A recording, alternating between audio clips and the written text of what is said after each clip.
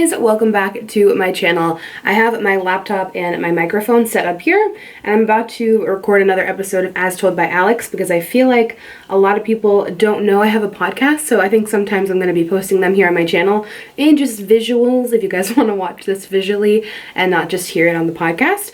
So if you guys didn't know, I have a podcast on SoundCloud. It comes out every Monday. It's an advice podcast. You guys can email me your stories where you want advice on things, whether it be a big or small story, whichever. I give you guys my advice, big sister advice, like the old days. If you're an OG on my channel, I used to have a series called Big Sister Advice, so it's kind of taken over that role on the podcast. So yeah, it's on SoundCloud. You can download the app, you can listen on the computer, you can watch it here. I don't always do it though, and it's every single Monday. So let's go ahead and just start recording here. I have my microphone set up, everything is good to go. All right, so we're gonna record now. Hey guys, welcome back to another episode of As Told by Alex, a weekly podcast where you guys give me your stories that you want advice on, because you know what? We all have life struggles. So, this week I'm actually recording this for my YouTube channel, and I'm just turning the microphone because I'm professional. Yeah, so if you guys want to like watch this one visually, it will be on my channel, but hopefully we have some new people tuning in for this week's episode. You guys can also subscribe and it will come up every week. I actually listen to all my podcasts on SoundCloud because I love listening to podcasts, whether I'm like driving somewhere far or even short, or like doing dishes or laundry or something. I always have a podcast on. I listen to Shane and Friends with Shane Dawson, Jenna and Julian, Jenna Marbles and her boyfriend, Grace Helbig's Not Too Deep, and The Basement Yard from Joe Santagato. Love those podcasts, listen to them every single week. So yeah, hopefully I can make you the cut of your favorite podcasts. So anyway, I don't have too much of an update in the beginning here. We kind of talk about our life updates, if I have anything to kind of share with you guys. This week I did have my first day of college. I did decide to take a few classes this semester, kind of test the waters, and if you guys didn't know, I did go to college for maybe like a year and a half, a few years ago, 4 years ago actually, and then I ended up leaving and going to cosmetology school because I don't know, it was just something that I wanted to pursue. I was very like focused on like beauty and fashion. I wasn't super into any specific school subjects. I was going to be a teacher. Then I didn't really love that course once I started it, and I was like, this doesn't feel right for me. I loved urban studies. I tried that for a semester. I loved that, but then I was like, I want to do makeup. I want to do beauty, which is great. Worked out for me here on YouTube, and I love it so much. But I thought I would just take a few classes this semester and kind of broaden my horizons and study communications and social media, which is my job. And I just thought it would be like a fun new adventure. I don't really know what the future holds. I'm just taking a couple classes this semester and kind of feeling it out, feeling if it feels like something I want to pursue for, you know, a few more years, but we'll see. And so far it's going good. You guys wish me so many good wishes on like Twitter and Instagram and Snapchat. It was just so sweet. So sweet. So thank you guys so much. I'm settling into my new apartment. That's going great. That's where I'm filming right now, in my little office-y room where I do all the office things. It's so funny. I look over at my phone. It says, you've got a new follower on SoundCloud. And that's where this is going. So funny. I'm really thankful for all the support on the podcast, by the way. I don't think I realized how like amazing you guys are, and how, well, I know how amazing you are. I don't think I realized how much the podcast means to you guys. Like the true like podcast listeners are like the true fam, like y'all are the besties. So I really appreciate the support on that, and I hope I can continue this, and hopefully we can just keep growing our audience. So anyway, I'm gonna pull up my emails here so we can see if we have any updates. Like I always say, if you are a new listener listening, I do talk about updates in the beginning if you guys are willing to send those in. So I do recommend kind of starting from the beginning if you can, and just kind of working your way up, because sometimes in the beginning we get updates, and then we can know what's going on with the story, because we need updates. We want to know what's going on. So anyway, we do have an update for this episode, and it says, update, I liked a serial dater and player. It says, hey Alex, thank you for your advice. Remember my story about the guy that worked with The guy that I worked with that I met at a Christmas party turned out to be the biggest asshole ever, used me for sex, which you were right about, I know that now. Anyway, I did take your advice, and I wrote everything in a letter and I burned it. It really did help, but I knew that in order to fully move on, I had to quit my job since I do work with him. As of tomorrow, September 8th, it will be my last day working there, and I won't have to see him anymore, think about him anymore, or any of that. Thank you so much for your advice. I know I'm getting over it more once I leave my job. He's not worth my time or energy. I have so much going for me and I don't need him. Thank you so much for all you do and inspiring me. Love you so much. I'm really happy to hear that. That's really good to hear. You deserve so much more than that. And you know what? That's a huge lesson. That's a huge lesson to all you guys. If you're put in a toxic situation and you need to get out of it, you don't owe anyone explanations. You don't need to feel guilty about it. If something is not right for you and it's affecting you mentally or physically and you need to like have that self-care and step away, that's more than okay. Like, you know, there are always certain ways to deal with things, but like if you feel like you can't work at a job because of something, or you know, you need to like, even if it's as small as like canceling plans or whatever it may be to protect your mental health when you really need to, it's really crucial. And I think you definitely made the right choice if it's going to help you move forward, you know. So I wish you all the best in the future. And I hope that things get better. I'm glad you wrote that letter. If you guys didn't hear the last episode, she's been through some really tough times with this guy. And I told her to write a letter of everything you want to say to him. Like, just like spill it your guts and then burn it.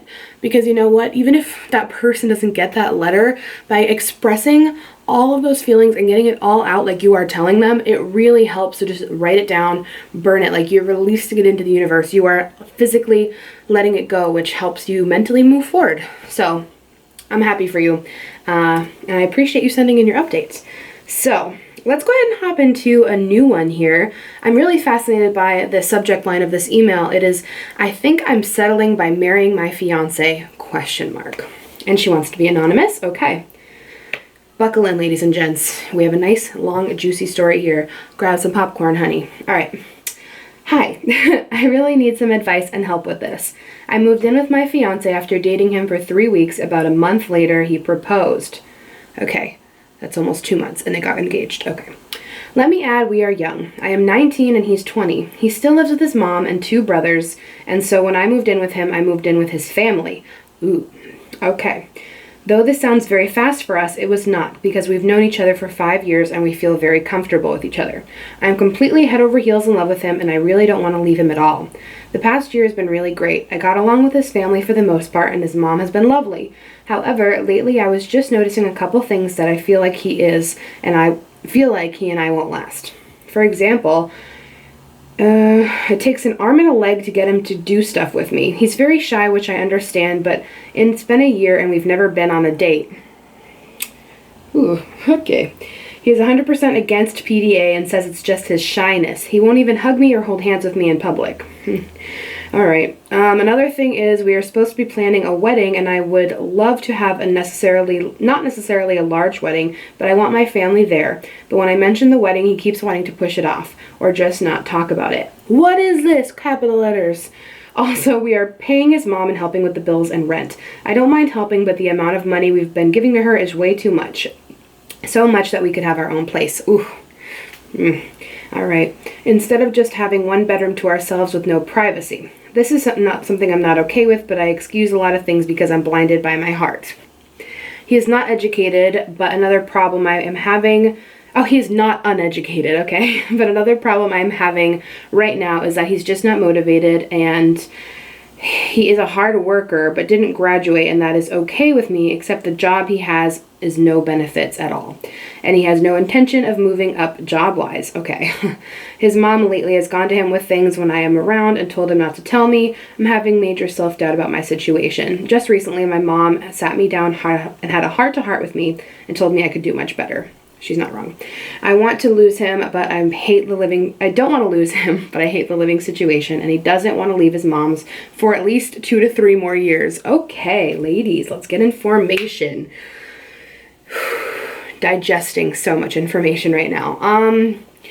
Like I always say for the podcast, I try to keep it as 100 with you guys as I can, because you guys are friends. I would want to know the truth, but I'm gonna put it all delicately because I'm a delicate soul. I understand. Your girl is sensitive. So your mom sitting you down and having a heart-to-heart with you is probably very genuine. And I don't think she's necessarily wrong. I don't think he's necessarily like, you know, there's a bad person or there's anything wrong with him. I think he's immature. Like, you guys are very, very young, and let's not pretend like we don't know that guys mature so much later than women do. Like, you are way ahead of where he's at right now. I'm confused as to why he proposed like less than 2 months after you guys got together, maybe because you guys have been knowing each other for a long time and he like really, I'm sure he really loves you. I'm not saying that he doesn't, but I think at the end of the day, sorry guys, my camera totally just cut off and I had to take a second. At the end of the day, I don't remember what I was saying. Oh my gosh. At the end of the day, I think you both are maybe on just different pages right now and you need to talk to him about it. Have some communication. Like, if you genuinely want to make this work, like, you guys are gonna have to make some changes because what's going on right now just sounds completely miserable.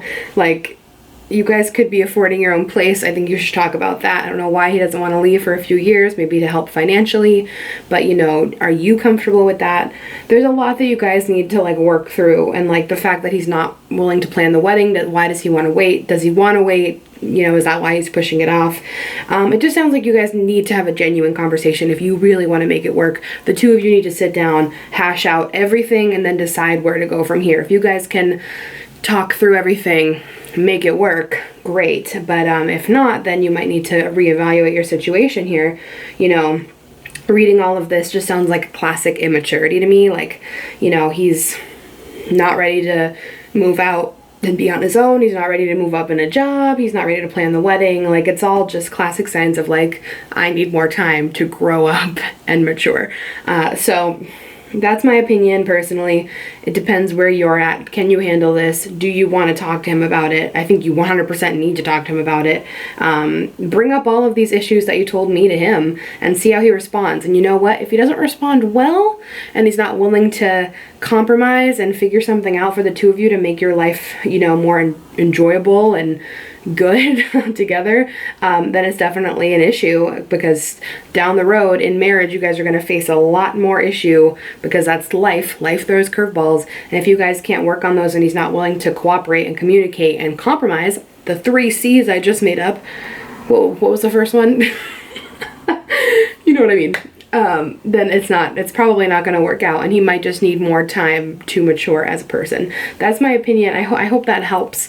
I'm sending you some positivity, but you know, good luck. Send me an update if you have one, and hopefully you guys can have a good talk. So we have another update here. I don't know if I said this in the last one.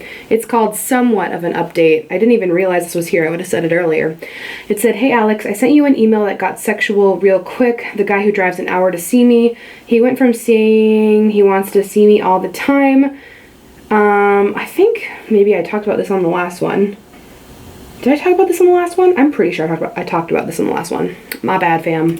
My bad. I usually try to like move them to a different folder after I read them. My bad. Okay, so we have another story here, and this is an anonymous story. So she says, "Hello, beautiful Alex. I love you more than I can say. You're such a stunning, bright soul in my life and a beautiful reminder of what I strive to be." That made me smile. So here it is. Basically, my life thus far has been a whirlwind, okay, whirlwind of weights, diets, workouts, and a battle with food and eating disorders. I feel. Both my parents are personal trainers, so growing up in that environment is difficult at times. But now my life is becoming its own, and I eat to fuel my body because I love it. I work out because I love feeling powerful, and I recite affirmations to myself for peace of mind. I think I will always be on this journey and path to self-love for myself, and that's fine with me, but it's a struggle, and I want to choose it every day, and you've helped me with that so much. But some things have come up in my life that has made love hard for me. I've been sexually assaulted multiple times in the last couple of years. I'm 17 from people that I know. I'm 17, from people that I know, but also people I don't know. This has made feeling beautiful a burden because of the lie that it will happen again if I look good or put it out there, as I was told. Just wanted to know your thoughts on overcoming this shame that keeps welling up and is in the way of my journey to full health. Love you and thank you for taking the time to read this if you do. Okay, so I think you said you were sexually assaulted because people blamed it on you looking good or putting it out there, and I'm using quotes for those of you listening. First of all, I am so sorry that you've been sexually assaulted at all, let alone multiple times. That's devastating, and I'm really sorry that you had to go through that. I can relate. I had one incident when I was a lot younger, and I've never talked about it on my channel. Not a lot younger, but I mean, it's been at least like 6 years or something. It's been a long time. And that was something that I really had to overcome, especially in relationships afterwards.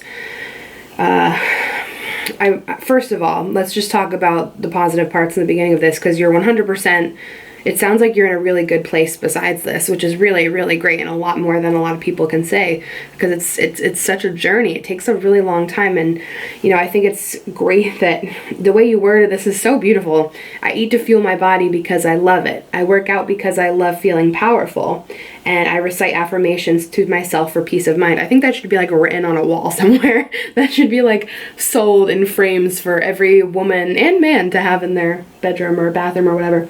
I think that's great.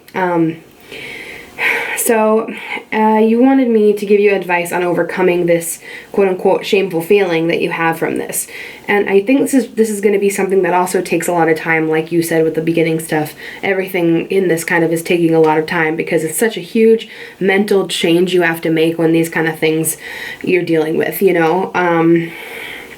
First and foremost, a sexual assault is so deep, and it's so mentally effective in a negative way, of course, on you. I almost wouldn't want to be against therapy.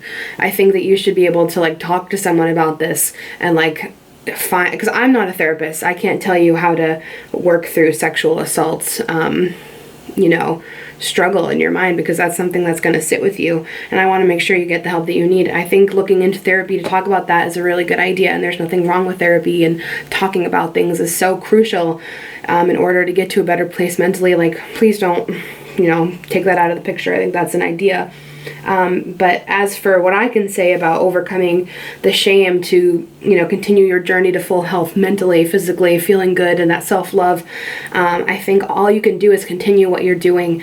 And I think in time, things will heal. And, maybe adjust those affirmations to fit, the situation also, include them, talking about how precious your body is. And please know, first, before anything, I should have even said that nothing was your fault. You saying, people blaming you for looking good or putting it out there as an excuse for sexual assault is absolutely disgusting. And I get chills. I get so angry just thinking about that as an excuse for sexual assault. It's sickening. And I'm just really sorry you had to deal with that. I think adjusting your affirmations and just building past that wall of sadness and shame from it will help in time.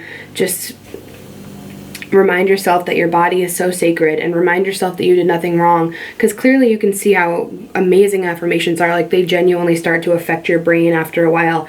Whatever you're telling yourself really does make you feel a certain way. I can't tell you, if you want to challenge anyone out there, if you don't love your body or certain things about your body, I guarantee if you stand in the mirror in your brown underwear, or underwear if you're a guy, every single day, for 30 days, I think 28 days to make or break a habit, and you stare at it and you tell yourself that you love it every single day, guarantee you'll feel different by the end. You're not still going to be disgusted at the end. If anything, there's a little progress, but I promise it works. Your mental is everything. Your mental is everything.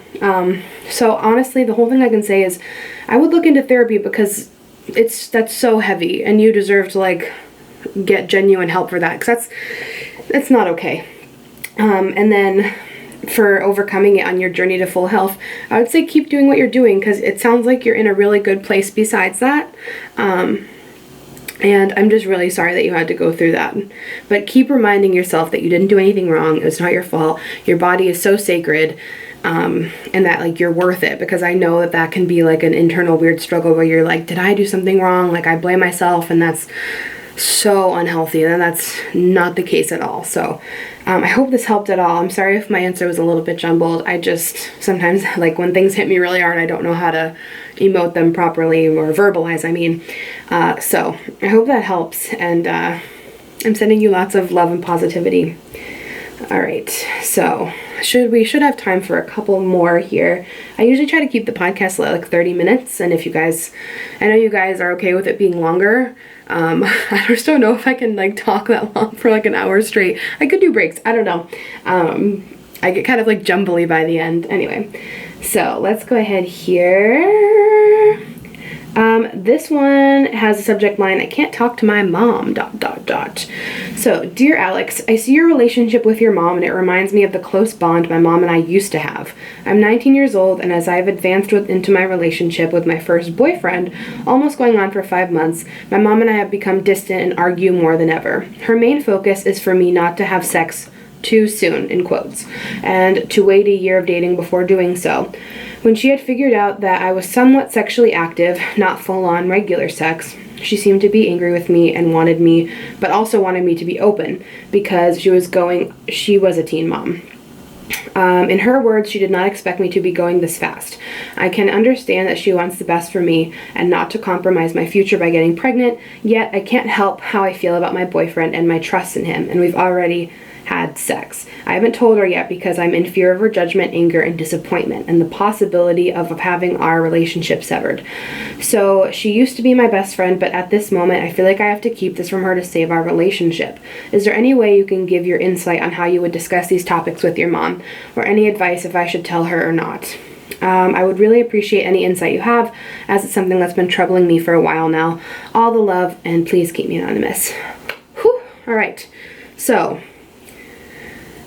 definitely understand being tight with your mom, but feeling like you can't always tell them everything. I get that. I actually like totally get that, because as she said, as you guys probably see, my mom and I are like tight as thick as thieves, whatever you want to call it. We're very tight.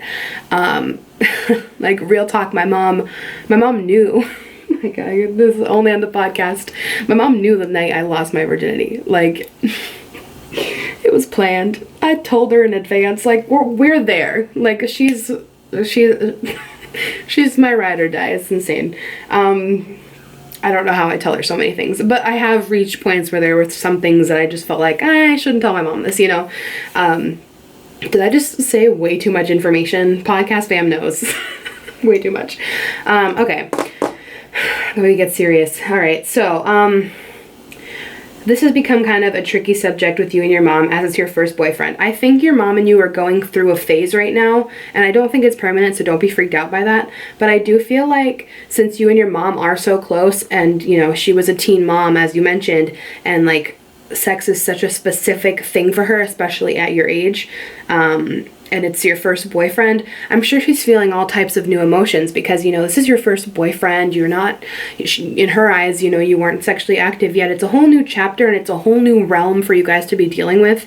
And when people in general enter like new chapters of life, it takes a little while to adjust to things like this. So I do think this is kind of a phase, and although she got kind of like angry and defensive in terms of, you know, you becoming, you know, slightly sexually active, I think that's kind of natural on her part, just because she's worried for you and cares for you. It's not out of any place of, like, you know, judgment. I think she's just concerned and wants the best for you, and that's all there is. But because you guys are so close and you feel like you need to tell her, that's going to be a really personal decision.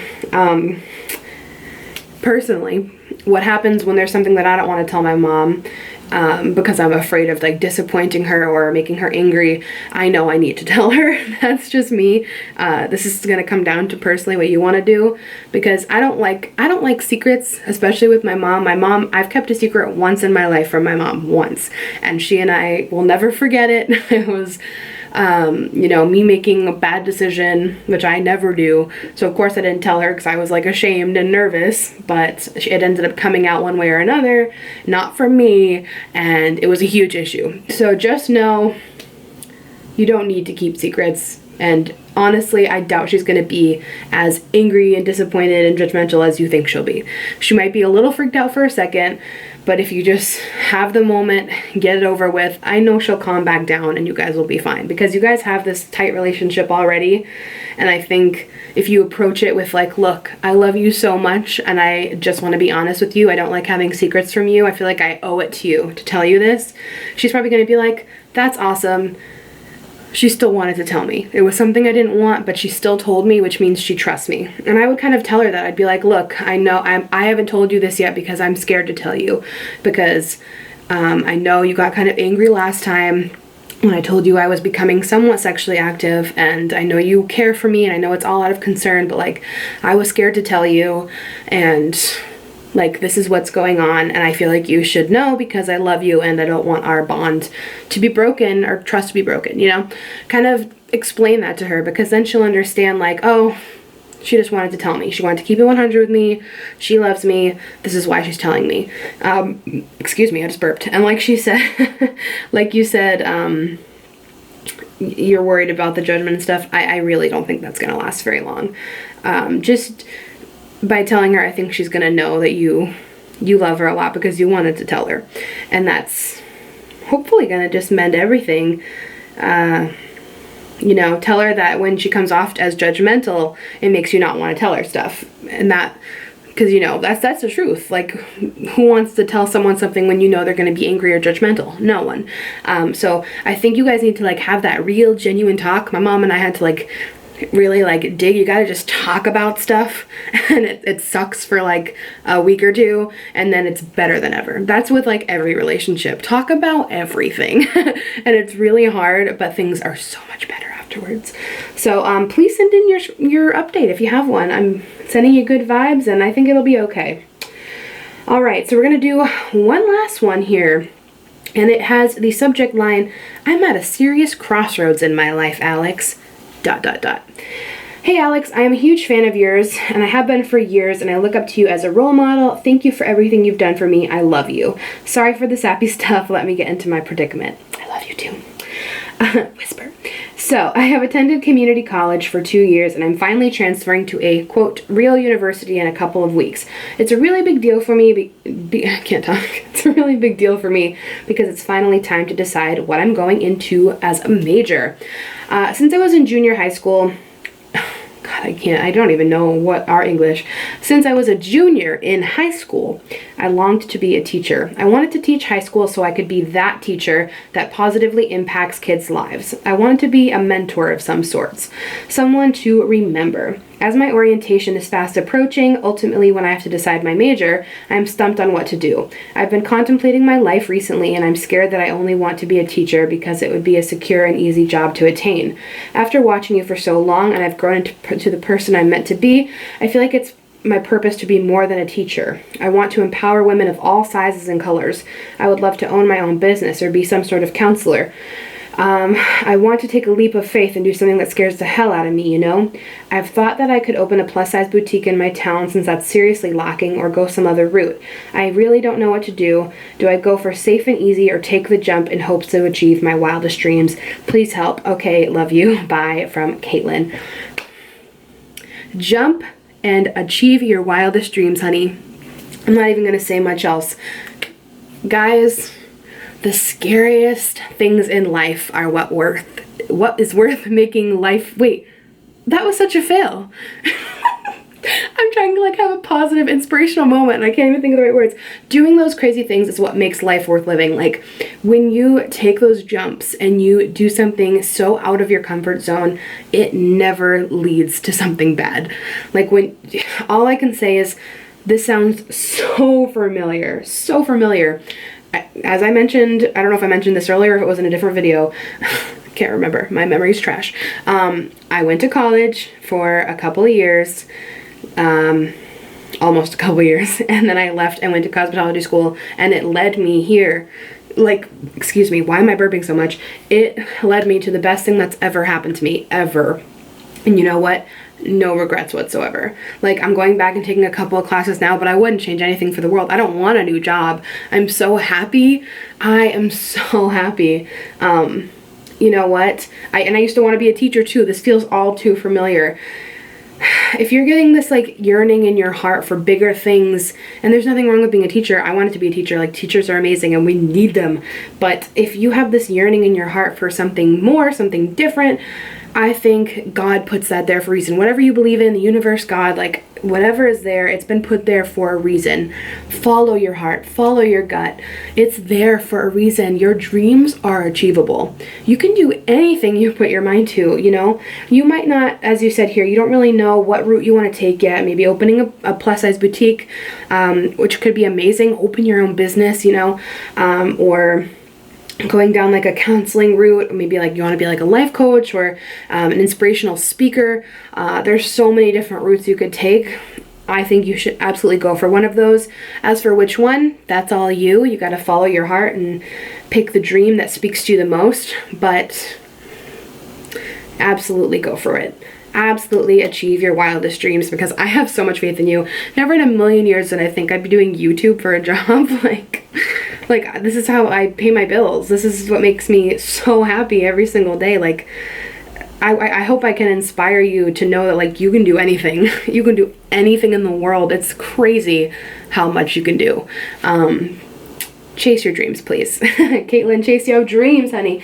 You know, I would take some time to like look through the majors at your school, figure out the best route for you. And hopefully, I don't know, since you're going into your third year, I'm sure you have to take all major classes, but if there's any classes with some wiggle room or that would fit a couple majors that interest you, I would do that. But I don't know. I just think you should chase your dreams. I think that's obviously something that's, you know, tingling inside of you for a reason. But let's end on that note, as it's relatively positive.